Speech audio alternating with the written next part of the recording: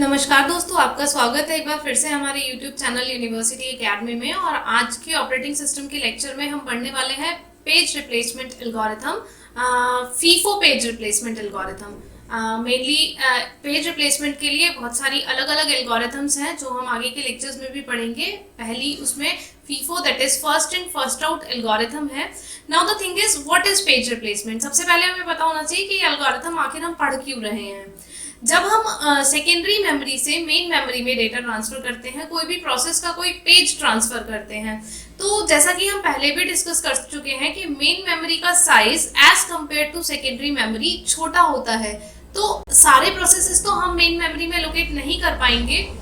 इसी वजह से क्या होगा कि जो हमारे मेन मेमोरी में पेजेस हैं उनको हमें कहीं ना कहीं किसी ना किसी पॉइंट ऑफ टाइम पर रिक्वायरमेंट होगी रिप्लेस करने की, जिससे कि हम नए किसी प्रोसेस को एग्जीक्यूट कर सकें। अब वो जो रिप्लेसमेंट है वो हम किस बेसिस पे करें, किस प्रायोरिटी के बेसिस पे करें, उसी के लिए अलग अलग एल्गोरिथम्स हम पढ़ेंगे। तो उसी प्रायोरिटी में पहली एल्गोरिथम है first in first out. It means कि जो पेज हमारा सबसे पहले एंटर हुआ है उसको हम सबसे पहले मेन मेमोरी से रिमूव करेंगे if as such requirement exist. और वो रिक्वायरमेंट कब आएगी?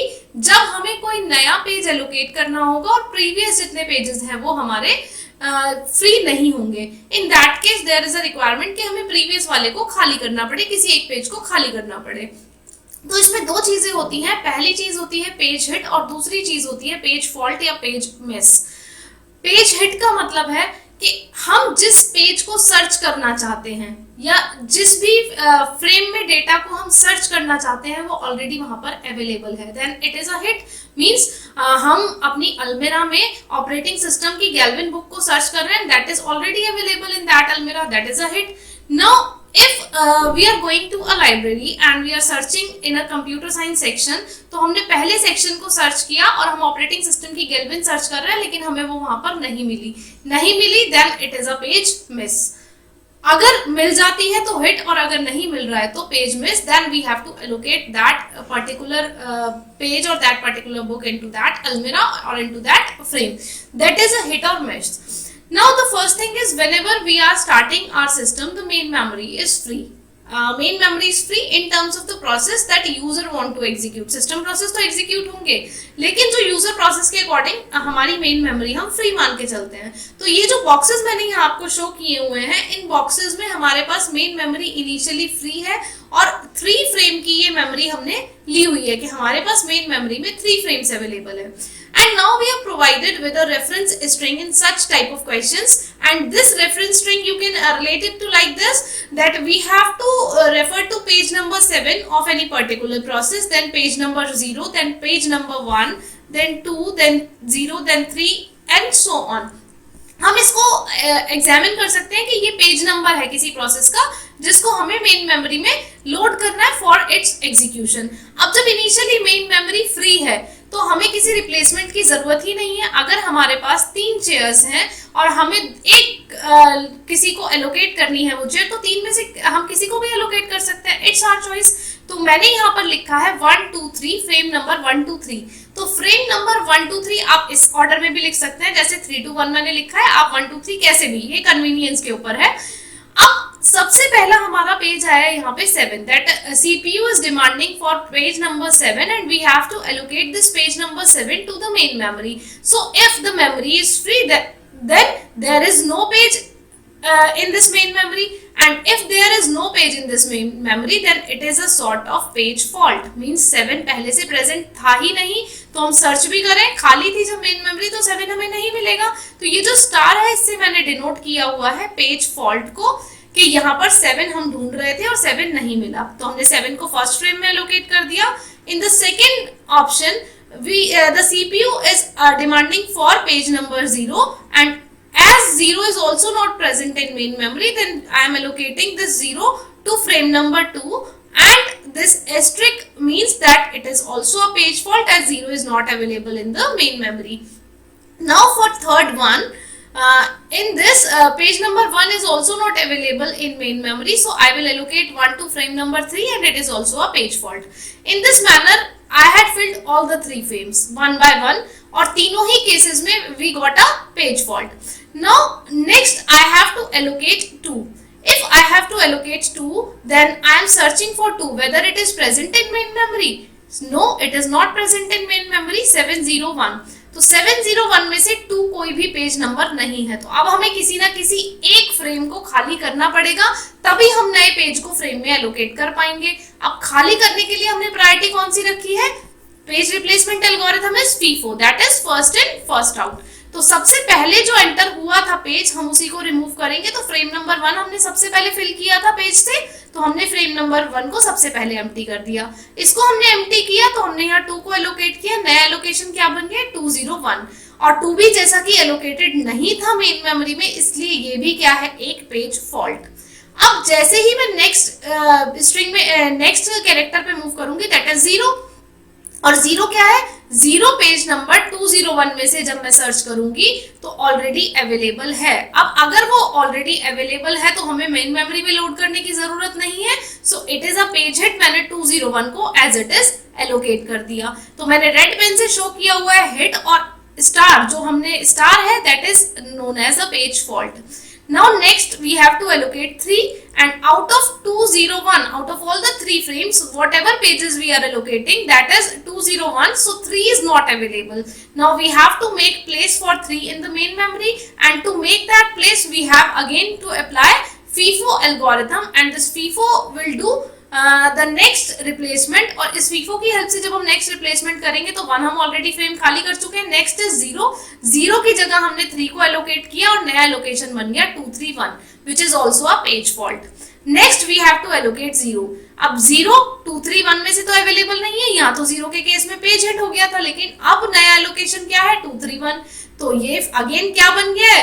एक पेज फॉल्ट. और 0 को एलोकेट करने के लिए फिर से हमें एक फ्रेम को खाली करना पड़ेगा, और वो फ्रेम जब हम खाली करेंगे तो कौन सा होगा? नेक्स्ट जो फर्स्ट इन है. और फर्स्ट इन कौन सा है? Frame number 3. तो हमने 1 को यहाँ फ्रेम नंबर 3 से खाली करके इसकी जगह 0 को एलोकेट किया. That 230 is the new allocation. After this allocation of 0, next we have to allocate 4. 4 is also not present in main memory, so it is also a page fault, and we have again to do the same process, and in this process we will remove 2, और 2 को remove करने के बाद हम 4 को allocate करेंगे, और 4 को जैसे ही हम allocate करेंगे तो नया allocation बनेगा 430. फिर हमें 2 को एलोकेट करना है, और 2 को एलोकेट करने के लिए जब हम देखेंगे तो 430 में से 2 अवेलेबल नहीं है, तो फिर से क्या बन गया? ये एक पेज फॉल्ट. तो हमने नेक्स्ट जो फ्रेम खाली किया फ्रेम नंबर 2, और उसकी जगह हमने 2 को यहाँ पर एलोकेट कर दिया. नया एलोकेशन बन गया 420. Next we have to allocate 3. अब 3 को एलोकेट करेंगे तो हमने देखा कि फिर से 3 यहाँ पर अवेलेबल नहीं है.